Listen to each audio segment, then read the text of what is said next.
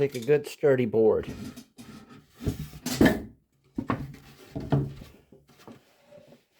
You want to round the edges. What I do is I just take a soda,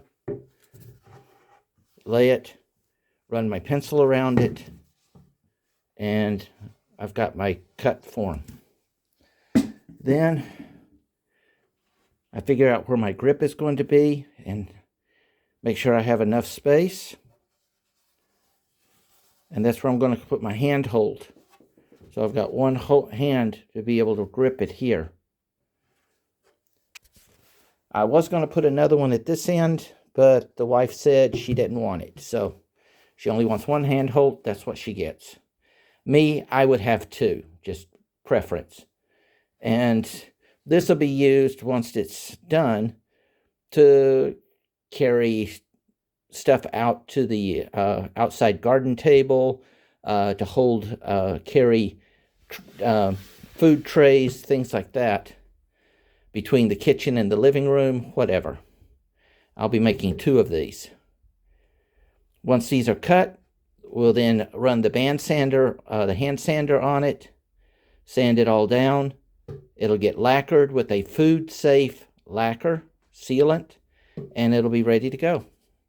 This is not a cutting board, people. This is a carrying tray. The corners that we're going to trim off, I'm simply going to use good old-fashioned jigsaw, and then I'll show you how I get in to do the handle. Because we're going to use the sander now, and I'm going to round these sides off, these edges. I'm going to round them, and then I'm going to put a slight bevel along each of the edges.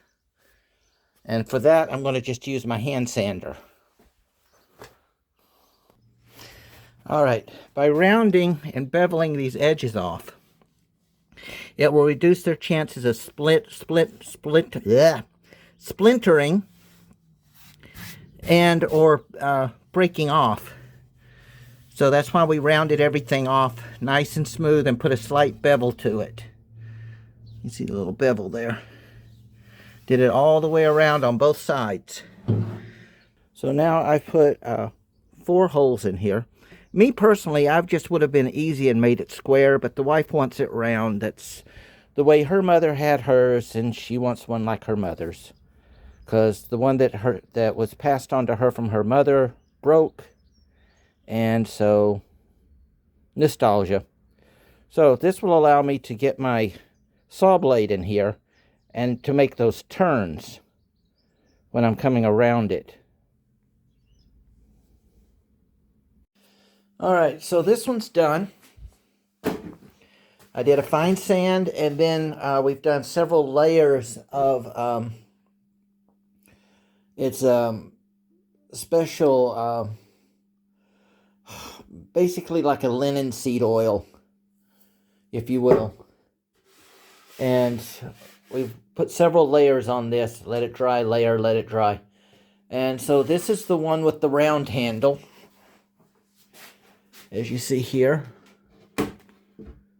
And then I did one with the square handle for me. And you can see how I rounded and beveled everything. We're going to laminate. We're going to put the oil on this and get it prepared. Remember, food itself really will not be coming into contact with this so much, as it will be basically a large carrying tray for platters, for carrying glasses. I may do one that has holes so it sits in and it holds the glasses, and then I can, when I set it down, it sets and releases the glasses back up. It's just an idea that I'm working on. But that will, you can see the different color variation after it's been oiled and everything. So this is called a work platter heart oil. So you can use linseed oil, anything like that. Basically, it helps waterproof it and protect it. Just this way, if food does get on it, or you do serve sandwiches or something, you don't have a lacquer a poisonous element coming into contact with any possible food or whatever. Because sometimes the Germans will just set up it like a cheese board. They'll lay the cheese and the sausage and everything onto it and bring it out as one thing without individual platters on top. So that's why we're doing it this way. And those are your carrying boards.